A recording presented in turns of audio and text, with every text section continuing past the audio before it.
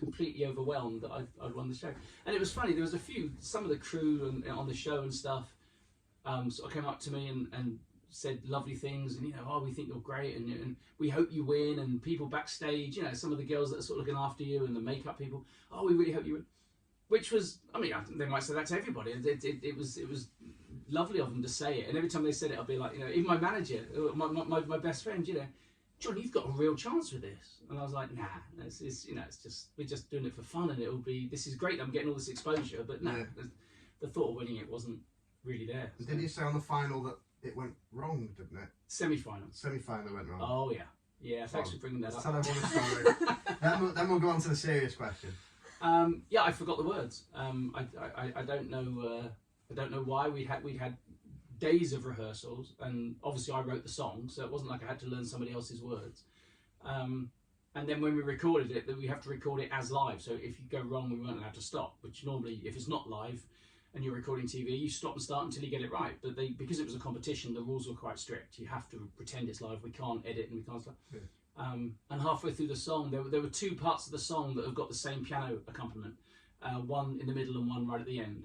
And I just had a brain fart. My fingers started playing that bit of the piano, and my brain jumped to the end of the song instead of the middle of it. I think that was just the pressure of the show and the situation you're in? I don't know. I mean, I've blamed it on all kinds. In fact, funny enough, this is the part of my Edinburgh show that I'm writing about at the minute. And it's I was just thinking back to it. I was using in-ears for the first time, in-ear monitors, which I've never used before. And it's a very weird thing to do if you've never done it before.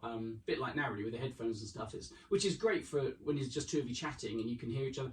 But on stage, I've spent the last 25 years listening to the audience, the live audience, and feeling the atmosphere, and that's all I know on stage. And all of a sudden they were like, oh no, we're using ears on the show, and they stuck these headphones inside my ears, so all I could hear was my voice. It's like putting your fingers in your ears and singing. It changes everything.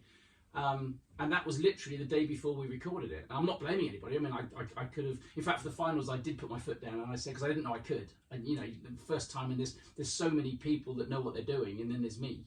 Yeah. And I was like, well, I've written the song, and I'm doing this, and you feel like a very small fish in a very big pond. So, oh no, we're using ears here. Oh, okay, well, if that's what you do. So they stick these in ears in. And that really threw me. I was going through the health stuff at the time, which nobody knew about, and I was keeping that quiet. So mentally, I wasn't on top of my game. And then, I don't know, it does happen. I mean, if it happens in a live show, I improvise, I get round it. I make a joke, but you can't do that on the show. And the fact that we spent 2 days rehearsing all the pictures that were being projected on top of the piano that were synced up with the song, that pressure of not going wrong and knowing that. So yeah, it went wrong. We didn't notice that. No, well, to be honest, when they showed the broadcast, I mean, it was they covered it so well. I mean, it was they weren't allowed to actually edit it, but it was done much better than it felt at the time. I was in tears at the time. I was devastated. I thought I'd messed up this huge opportunity. But no, it worked out all right. They put me through to the final. It went better than all right. Yeah. Which I put down to the fact that it was an original song and the judges had never heard it before, so they didn't actually know that I'd gone wrong. The only people that knew was everybody else in the studio that we had been there for rehearsal. If you'd been singing "I Will Always Love You," it wouldn't have worked. Exactly. No, they would have cottoned on. Yeah. So that's what happened. Yeah. So the last question is sort of the non-mental health side of things is a bit redundant, I think, really, because I've done the same question for every person on the podcast, which is about how easy you find it to adjust to sort of changes afterwards. Because obviously, usually pre-COVID, if you win any sort of talent show, life goes crazy. You're going to be away from home a lot, promoting things. But obviously, that didn't really happen with you, did it? No, we weren't rushed out the gate. I mean, I've got friends that have been on the show, and I know Paul Zerden, who on America's Got Talent quite well, and we'd spoken about it. And he said, it's nuts. He said, your feet don't touch the ground. And I'm quite glad that mine did. I mean, it was October when the finals broadcast, which gave me longer to get the tour ready. I mean, that was one of the things, because normally you'd be straight out on tour. And although I've been doing this for 25 years, I hadn't done this show. I mean, my tour show was pretty much a brand new show. 80-90% of it was new. So that's quite daunting. However long you've been doing it for, that my old show was, I knew it well. I've been doing it for a long time. Yeah. And this was new. So I had time to sort of learn that and write that and get that sorted. But, I mean, no, the actual job, it's, as I said, I've done it for so long. I mean, it went, the pressure goes up a little bit when you're doing a show and everyone's bought tickets. I'd never been in that situation before. Yeah. I'd done shows where I'd been part of somebody else's show that people, you all warm up for somebody or whatever. Or if you're doing the cruises, people happen to be on a cruise. Very rare that somebody books a cruise to see you, unless you've got a crazy fan. Yeah. So there was a certain added pressure there, but as I say, everybody was. There's also that on the flip side of that, if you've bought a ticket to see someone, you want to have a good time. It's not like you're going to I think that's where Edinburgh's different. A lot of the shows there are free, or a lot of people come in, they get free tickets and stuff. It's a tougher crowd because they've got nothing to lose. I mean, a lot of them haven't paid money. Or it's a very small amount of money. It's not. So you've got to be able to cut the mustard. You've got to be able to deliver. Have you been up there to watch before? Yeah. First time there, so. Yeah. Have you? We've never been there. Oh, it's crazy. I mean, it's so. There's some amazing stuff, and there's some shockingly awful stuff. Yeah. And everything in between. It's something I've always wanted to do, but now, especially now we've got young kids, it's difficult, isn't it? Well, you can take kids. I mean, there are some shows that aren't suitable, but there's lots that are. I mean, we want to see those suitable ones. Yeah, take someone with you and look after the kids. Yeah. Yeah, just promise your mum and dad we're going on a lovely trip to Edinburgh, and then when we get there, yeah, you go and do the festival. Yeah. We'll tell them when we get there, they won't mind. They can't escape, can they? The distillery tour, recommend that. Oh yeah, excellent. So obviously the podcasts that we're doing are around mental health, and you have your own sort of. Most of the people we're interviewing, it's how the show sort of impacts your mental health and how you deal with it. But obviously, you had something quite big going on during BGT. So if you could tell us just a little bit about that, so I'm not saying it, you're sort of explaining exactly. Yeah. You're kicking. What was it? You kick the stand. Sorry, I did it about. So, did you kick the mic stand? No, feet back here. Oh, what rattled then? Is it not me? Okay. Not the chair again. No, it's still going. What is it? Is your mic stand touching anything? No. No, neither am I. What the hell's rattling? Okay, it stopped. Okay, good. That'll be some editing for your friend. Yeah, so I went through I got diagnosed with skin cancer in blimey, my timeline will be out of date now. I found a mole in January and then ignored it until June because I was just too busy and excited doing BGT. And in June they did a biopsy on the mole and it was melanoma. So they had to find out if it spread. So I had to wait for an operation which was delayed because of COVID and etc. And then the operation was to remove the mole, and they did a sentinel node biopsy, which is to find out if it spread any further. Yeah. And that was pretty much waiting for those results was the semi-final around that time. So that wasn't good. I think the not knowing is worse than the knowing. I thought, when I find out either way, it's going to be easier to handle. And then they found out we had the operation December, so yeah, got right through the finals, still not knowing. And then just before Christmas, they confirmed that it hadn't spread. So this was Christmas 2020. So we had a great Christmas, and then in January, found a lump in my neck, and turns out it had spread. And they were really surprised. It was a very strange conversation with my surgeon, who was going, "Well, I'm really surprised that it spread. This hardly ever happens." And he was just quite fascinated by it. And I'm sat there going, "I love how fascinated you are, but how about we just cut it out now and stop?" And again, there were more delays. I mean, this was at Christie's in Manchester, which is a huge, amazing cancer hospital, but so strict with the COVID. And then I caught COVID, so you have to have a 2-week window, and then I was still testing positive, which you can do, with the original thing, weeks afterwards. And basically, it was delay after delay after delay. And they eventually in March, I had the what's called a radical neck dissection, which they took out all the lymph nodes in one side of my neck and the tumour, and I had some immunotherapy, which I'm just coming towards the end of now. And it all seems to be okay. They obviously keep a close eye on you to make sure that nothing's come back or whatever. But yeah, all that sort of coincided with BGT, and the biggest worry for me is that it would become my story, because BGT want the story, they love a story. At the end of the day, Simon is making a TV show. I think more than a talent show. I mean, it obviously is a talent show, but in the olden days, you'll be too young to remember, but we had things like Opportunity Knocks and New Faces, and they were talent shows in the sort of 70s and 80s. Back in those days, if you did well on those shows, at the time there were chat shows you'd go on to, and it could literally launch your career. Some massive stars come out of them, haven't they? Yeah, exactly. And not even winning it, just sort of being on there, and certain Opportunity Knocks, you kept going back. If you kept winning week after week, you'd go back and do it. And there were some huge stars that came off the back of those shows. And I think Simon tapped into that and combined it with a TV show, which is amazing what he's done. I mean, he's a very astute businessman, obviously, and knows this business, but it's very much a TV show.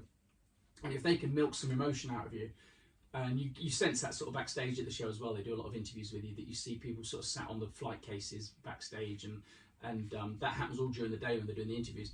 And you know, a few of them have said they found out that my dad had died in 2013, and how would your dad feel if he saw you at the Palladium?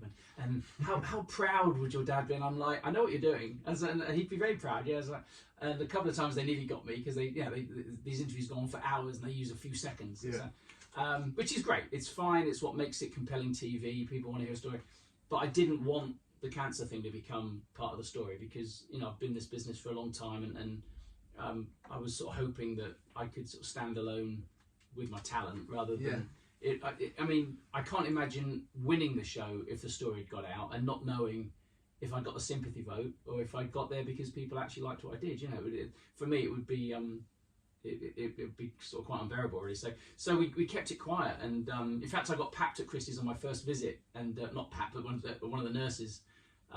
Obviously, I think it was might have been just after I won it or just after the semi, I can't remember. But one of the nurses recognised me, and she came over and she went, "Oh my God, I just saw you! Can I have a selfie?"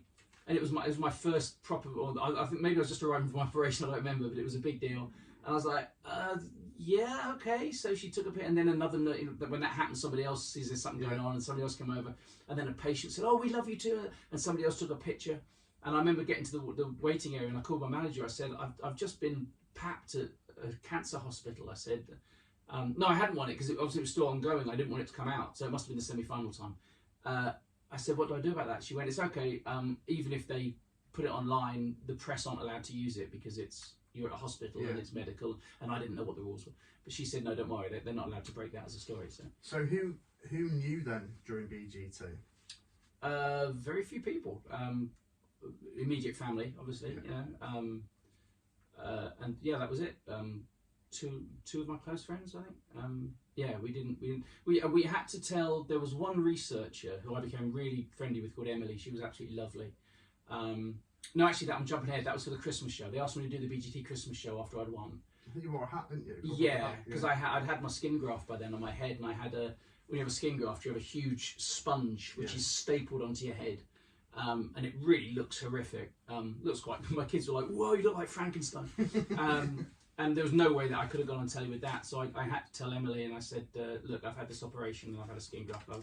Could you have a hat made for me?" And she went, "Yeah, no problem." So, and literally when I got there for the filming, they measured me for this hat. And even then we didn't tell the judges at the Christmas show either. And it was tough because it was the day after my operation. And even my surgeon said, "Will I be okay to go to London tomorrow? I've got to do this show." He said, "Well, you will, but I wouldn't recommend it. You've had a sort of quite a major operation and this skin graft stuff." And I went, "It's fine, I've got a hat." I was literally thinking about the aesthetics rather than the mental side of it. Yeah. And it was a huge show, you know. It was Ant and Deck hosting it, and they had loads of other acts come back from the show. And there's no way I couldn't do it. I just won the show. And I was closing the show, and I'd written a song for it. And so anyway, there was no, I said, as long as I'm not physically in hospital, I can do it. And yeah, in hindsight, I shouldn't have done. We got through it, but it was difficult. We had a lot of takes, and I was in pain, and mentally, physically, it wasn't good, and the judges didn't know. So, on about the third take, after I'd screwed it up again, David Williams stood up at the table, at the judges' table, and gave me this pep. He thought I was nervous. He just thought I was, and he gave me this pep talk about the fact they were all rooting for me, and you can do this, John. And that made me really emotional because I wanted to say, "I'm not nervous. I love this. This is what I'm good at. I can do." And I want to sort of rip my hat off and go, "Look, I've done it." And in fact, when we had finally got it in the can, I just walked up to Alicia and David, and I said, "David, thank you so much. That was really lovely, but I wasn't nervous." I said, "I've had an operation on my head. Are you squeamish?" David said, No, show me." And Alicia went, "Oh, yes." So I took my hat off anyway, and Alicia went, "Ah!" And David went, "Oh my God." And I said, "Yeah, I had it." But it didn't matter then. We'd done the show and it was all done. So was it at that point you told them what it was for? Or no, still didn't mention cancer. Actually, Amanda knew because she was stood at the back when I was about the third take. She was stood next to my wife, Emma, and on like the third take, she just said, "Oh dear," like that. And Emma couldn't stand the fact that somebody would think that I wasn't doing well because I couldn't do it. Yeah. So she said, "Can you be discreet if I tell you something?" And Amanda said, "Yeah, of course." And Emma told her everything, and Amanda was amazing. I mean, she'd actually been through something herself, Yes. And that she'd sort of spoken about publicly. And she was amazing. She had a few messages back and forth in the months after that, just asking how I was and how I was doing. And you know, of course, she didn't say anything. I mean, she is discreet. She's part of this business too. She knows how it works. So she knew.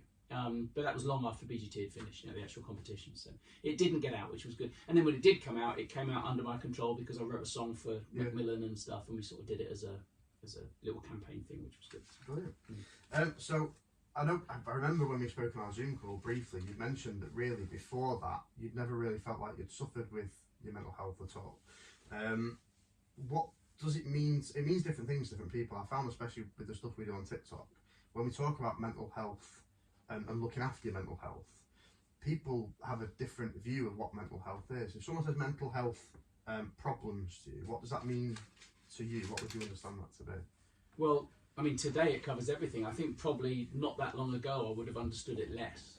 You know, people say that they're stressed quite easily. You know, people say they're depressed if they're feeling sad. Oh, I'm feeling so depressed today, and I've been guilty of saying it myself. You know, in the past.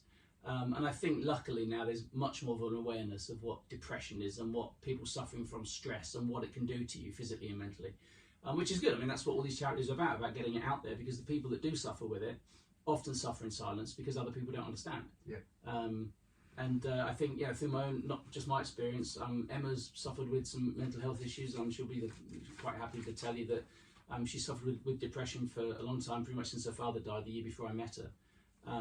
Coupled with other issues, and she's had meds for it. And you know, when we started dating, very open with me about it, and I didn't understand. And right up until we had kids, I mean, she's got it under control. She's fine, but very occasionally, certainly with the hormone imbalance that happens with childbirth and stuff, she had a couple of moments, a couple of major wobbles and stuff, you know, and I didn't get it.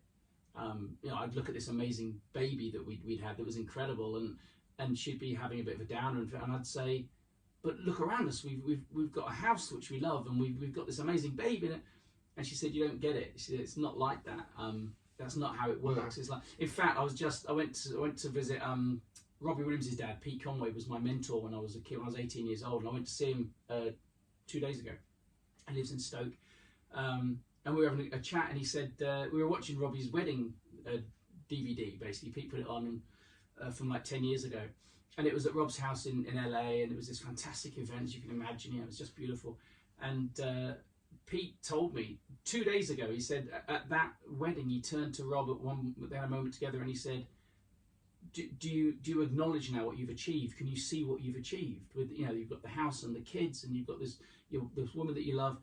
And Rob said, yeah, I do, Dad, but why am I still depressed? And Pete said, what do you mean depressed? He said, I've got more reason to be depressed. He said, I'm old and I'm poor. And Rob said, that's like saying to somebody, why have you got cancer? Yeah. He said, it is literally a disease, and it's got nothing to do with what you've achieved or what you own or anything like that. It's just this imbalance of, and I think a lot of people don't realise that. And hopefully you haven't got to go through it yourself to realise it. Hopefully nobody you love has got to go through it. But it's important that you understand it. So if you've got a mate, or, you know, especially for men, you know, we don't talk about it, and it's that thing. It's like, that's what it's all about. That's the thing, and what we're all about with fatherhood, and then motherhood's come as an extension of that. But with fatherhood, dads find it even harder because you feel like you've got this extra responsibility and you can't deal with it. And even things like, I've visited a couple of, one in particular in Manchester, a place called Andy's Man Club, which is where men can go in the evening to talk. And at the time I was feeling great, but I went to sort of see what it was all about because we were going to refer people there. But they're like 7 till 9 p.m. So then you've got the actual responsibilities of putting your kids to bed, and also you can't always do that. So, I mean, that's what we're sort of all about, is the sort of men's side of things, and men just don't talk about it. Yeah. I mean, we've had our own sort of battles with it. People can't understand this. How old was Franklin? Just over 1. And I knew I was struggling, but didn't quite understand depression at that point. And then one day, it was just one morning, I just had a complete breakdown. I just left the house. Didn't tell anyone I was going, turned my phone off, and no one could understand it. There is a complete difference between sadness and depression. I think a lot of people misunderstand that, which is why, especially men, don't speak out about it, because men don't like to admit when they're sad to start with. If you can't acknowledge that and then deal with those, sadness or grief, and then that's when the depression hits. Yeah, it just hits you, and people just don't understand it. No. So do you feel like before the cancer that you had at any point struggled with your mental health at all? I don't think so. Not now I know more about it. I mean, as I say, we all have bad days. We have days when we feel stressed. I was travelling a lot, which in itself is stressful. It's but I've always been the optimistic guy. I've always been the happy guy. Pretty much, which is one of the reasons when I was going through the cancer thing, it did sort of knock me for six, and I was going to these really dark places. I think my biggest fear at that time was that it was taking away who I was, and I wouldn't come back from it. I would be that guy from now on. I'd be this guy that was sad and scared and depressed. I mean, I was speaking to a therapist at Macmillan at the height of it, because I didn't want to unburden it all on my wife and my family. You don't want to do that, And Macmillan were great. This woman I spoke to was fantastic, and she made me sort of face a few truths and not acknowledge some stuff. I think before that, I mean, certainly knowing what I know now, no. I mean, I've been very lucky. I haven't had mental health issues. As I say, I've grown up, experienced them in other people, but myself, I've been very lucky. Which is, I think, is one of the reasons I sort of recognised it for what it was when it did happen. And that's the key, and that's why I really wanted to do the podcast with you, because especially after the Zoom call, because you'd said that there was not really stuff before then, but something major happened. Yeah. You answered actually my next question, talking about who you were speaking to at the hospice, and try and keep it that side of things away from the family.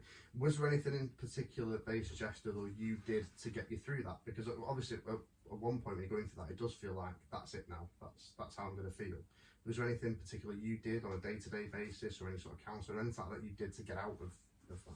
Well, for me, I was already sort of doing stuff without realising I was doing it. I was taking the dogs for longer walks than usual, and putting my earbuds in and listening to audiobooks or music, or whatever it was, but long walks, an hour, which we've only got little dogs, they've only got small legs, they don't want to go for long walks. But just, and often at night, for some reason, at night was, because that's when it got tougher, when the darkness fell. So I was going for longer walks. That helped. I mean, it sort of took me hot baths and a small whiskey. I mean, that was just, people find, I'm not suggesting self-medicate or anything, but for me there was things I was going through that would help me just not just sit on my own and wallow, maybe. It's that was the key, was getting out and doing things to take your mind away from it as much as possible. I think so, but not ignoring it as well. I don't know. It was, I mean, I think just the act of talking to a therapist was the best thing I did. You want to tell your friends and loved ones, you want, if you're lucky that you've got that sort of support and stuff, and I knew Emma would be there for me. But again, she's worrying as much, if not more, than me. So you're always holding something back when you're talking to them. Even if you're at this pit of emotion and you're feeling like you're going to burst into tears, the last thing I want to do is do that in front of Emma, because that's going to set her off, and it's not going to work like that. So the therapist was great for that, and I think she just talking about it really is the biggest help. Just, you can think it, but saying it out loud to somebody else. Yeah. And as I say, these therapists, it's their job. They have heard it before. You're not the only person going through this. And that's important to realise as well. I said, when Emma's had sort of bad days and stuff, you feel like you're the only person on the planet that feels that way. You're the only person that's going through that and feeling like as if nobody else will understand. And I think that therapy will make you realise that actually there are millions of people going through that and feeling like that. And it's good to talk. You mentioned before that you're coming out the sort of last of your treatment. How are you now? You're coming out the back end of it. Do you feel like back to before, or? I felt like back to before for a while, really. I mean, it's the treatment was, I was very lucky. It's immunotherapy, which is the lesser of all the treatments. It's nothing like chemo or radiotherapy. The side effects can be pretty full on, but I've been quite lucky. I haven't really had any too major ones. I think it's just a part of who I am now. I mean, I've got no feeling in the side of my neck and part of my face from the operation, and it's still weird. Oh, it's still weird if I'm washing in the shower. I still, I can't feel that. But it's, shaving obviously around the scars and stuff. But no, I've sort of it's just, I'm certainly on the other side of it. To remember where I was and how I was before, you know. So knowing what very it lucky. can be like when you get into that sort of pit or start feeling, is there anything that you do, that you started doing when you were feeling that way, that you continue to do now to make sure that you keep your mind healthy? No, because I haven't really been down that road again recently. I'm lucky that I'm busy anyway. I mean, I've never been one just to sort of sit down. Even when I was working away a lot, if I came home, I'd have a list of to do, and I quite like that. You know, there's always something going on, even if it's not for my business. There's something going on to keep me busy, and that's been the way I am. Yeah. I mean, you said that you're not really in that place. Like, if you do are having a day where you're feeling a bit down, not 100%, who do you talk to, or don't you? Do you just? Well, I haven't felt down. I haven't been back there. I've been lucky. I mean, I say I'm lucky that I've got this relationship with Emma where if I'm worried about something, that's we're the first people that we tell. You know, it's and I don't know. I mean, if I was feeling that way again, I mean, I would recommend getting in touch with somebody to speak to, a professional to speak to, however or wherever you approach them. I think the nice thing about what I did with Macmillan is it was very quick. Yeah. I know that the NHS has got a huge waiting list for mental health and therapists. And I was trying to get my mum, when my dad passed away in 2013, obviously it hit my mum really hard, and I was trying to get her to sort of speak to a grieving counsellor and stuff. And it's difficult. There's a long waiting list.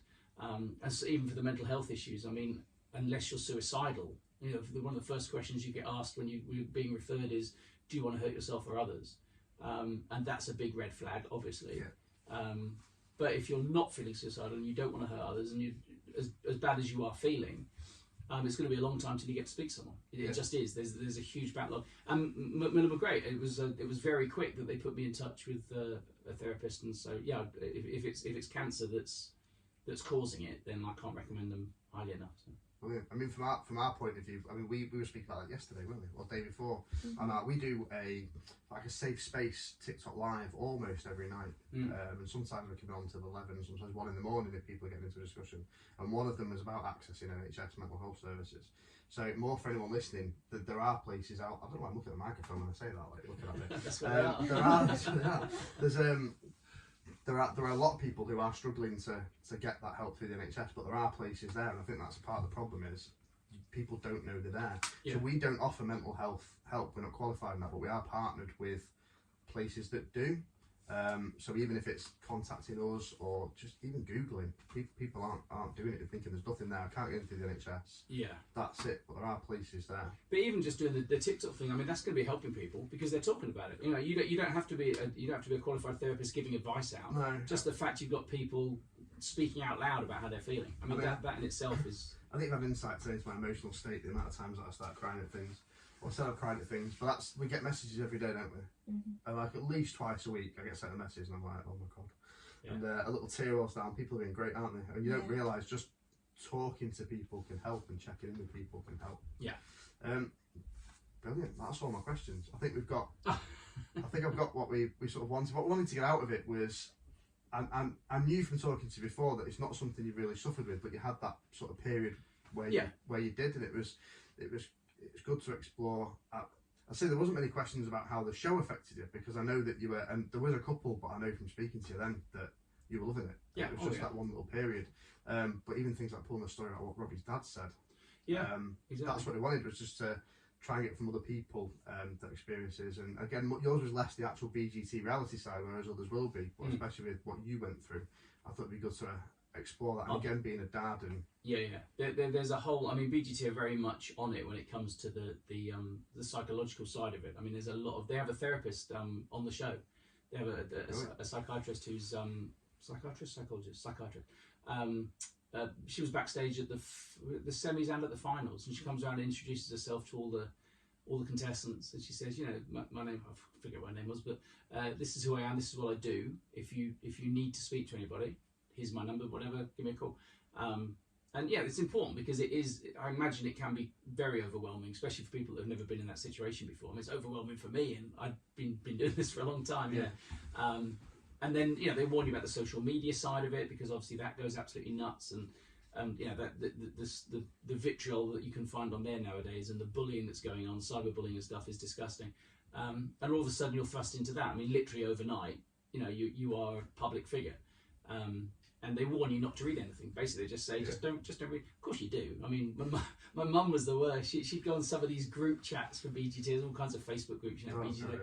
And she'd join those. And if anybody said anything bad about me, she'd like, Mum, I mean, luckily she doesn't got commenting. Yeah, we're commenting and defending. Well, she doesn't say who she is because we've got my stage name is different to my real name, so nobody knows that. Nobody draws a conclusion unless she says, you know, I'm his mother, and I think, I'm like, Mum, you just can't engage with these people. But you know, as a parent, you can't help it, can you? Actually, I didn't know that about the stage name. I won't give it out on the podcast, your real name, but obviously it was on your emails, wasn't it? So yeah, I did one. I was like, oh. It's been handy actually. It's funny actually. I just took my son's computer in to be fixed a couple of days ago, and they said, "Have you been here before?" I said, "Yeah." They said, "You built the computer for me," and they said, "Oh, we can't find records of it anywhere because I'd taken it in under my real name this time." Yeah. And I didn't realise. Well, I don't know. There's no reason why I give one name or the other. It just slips off the tongue, whatever. And when I took it the first time, I told my name was John Courtenay, and here's my thing. And I went back this time, and they said, "Oh, you've given us a different name." And I said, "Oh, sorry, I forget which one it is." And then the guy said, "Weren't you on BGT?" And I went, "That's why I didn't tell you. That's just my work name." Yeah, there we go. Well, thank you for having us, Steve. It's been yeah, very good. Thank you very much. That's been fun. Brilliant. Thanks, No, guys. thank you. Good luck with the podcast. I know, my first podcast, you've been absolutely amazing letting us come in and not shouting at me for breaking your chair. And yeah, it's been fantastic. Thank you very much. Thank you. Cheers. Cheers, Paul. And I haven't pushed record. Oh man! I would cry. Thank you, mate. Right, let me save it before we do anything. Now, when I looked, I realised I've not used a USB stick since I was about 15. So the one I had was like 128 megabytes. And I thought that's probably, or it was something even lower than that. I thought that's not going to cut it, I'm sure. So if you could email us, that would be brilliant. And then what we'll do is we'll edit it and put it into the video, and I'll send it you before we do anything with it. And you can have a check. That stopped at The one reasons I did point. the show was I thought no intent. Yeah, we're an hour. That's why I stood up to start recording.